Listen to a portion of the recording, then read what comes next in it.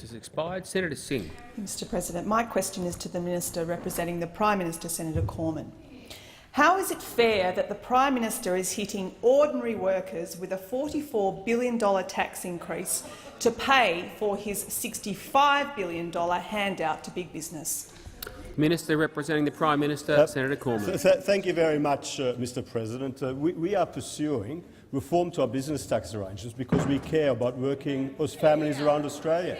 We want working families around Australia to have the best possible opportunity to get ahead. We want them to be able to get a job. We want them to be able to have job security, to get a better job, to get better pay, to pursue career opportunities here in Australia. And you know what? 9 out of 10 working Australians work in a private sector business.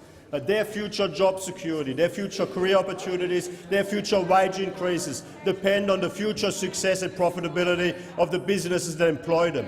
When we put them at a competitive disadvantage, when we make it harder for them to be successful, when we put them at a competitive disadvantage by charging higher taxes here than are charged to their competitors in other parts of the world, we are hurting the workers. Don't take my word for it. That is what Shadow Treasurer Chris Bowen said as late as September 2015. You know the only reason why Labor changed its tune is because we made it policy in our 2016-17 budget 7 months later. Chris Bowen, as late as September 2015, said we must reduce the business tax rate to 25%. That wasn't in government. That was during our period in government, during your period in opposition. Shadow Treasurer Chris Bowen says we must reduce the business tax rate to 25%. And you know what he said? He said it won't be an easy thing to do. That is true, because too many people play politics with this. And the Labor Party, in their heart of hearts, well, not everyone in the Labor Party, but the people on the right of the Labor Party know in their heart of hearts that it's actually important to give business the opportunity to succeed into the future so they can hire more Australians and pay them better wages. But Bill Shorten has capitulated to the left of the Labor Party. He has sold out our national interests. He's sold out the working families of Australia. The working families of Australia need their Senate to support our business tax cuts in full so they can hire more Australians, pay them better wages, and so that families around Senator Australia Cormann, can get ahead. Time for the answer has expired. Senator Singh, a supplementary question. Thank you.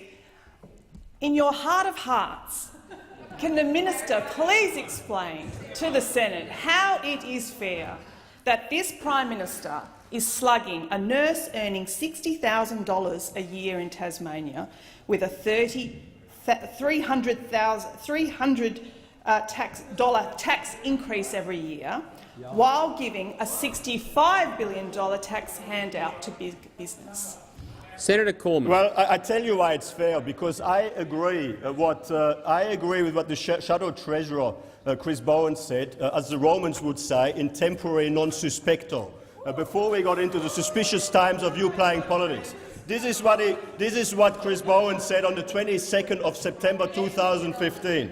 Now look here. Shadow Treasurer Chris Bowen says, Labor accepts that company tax falls hardest on workers rather than wealthy shareholders and aims for a 25% company tax rate to spur economic growth. Now, the reason we are pursuing this reform is because we care about the working families of Australia. We care about their future job opportunities. We care about their future career prospects. We want Australians today and our children and grandchildren to be able to pursue a career here in Australia. If we make it harder for them to be successful because we impose higher taxes here than are imposed on their competitors in other parts of the world, we will shift investment and jobs overseas, and it will be on your head. Order. Senator Singh, a final supplementary question. Thank you. Given the Turnbull government is taking an additional $300 a year from each Australian to pay for its $65 billion tax cut to big business, will the government guarantee that wages growth will more than offset the government's increase in income tax?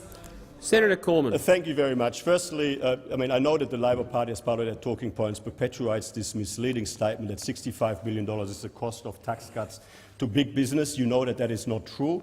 The Senate voted last year to pass income tax cuts for small and medium-sized business with a turnover up to $50 million, which represents $30 billion of that cost. That is point number one. Point number two, since we've done that, since the Senate has done that, wages growth has actually picked up. Wages growth is now running at the most recent update at about 2.1%. We wanted to strengthen further. Which is why we need to pass the remainder of our plan. And you know what else has happened?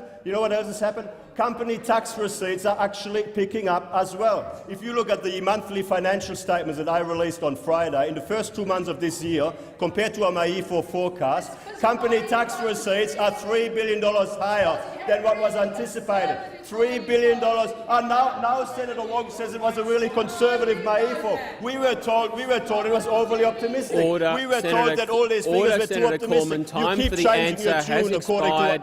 Please resume your seat.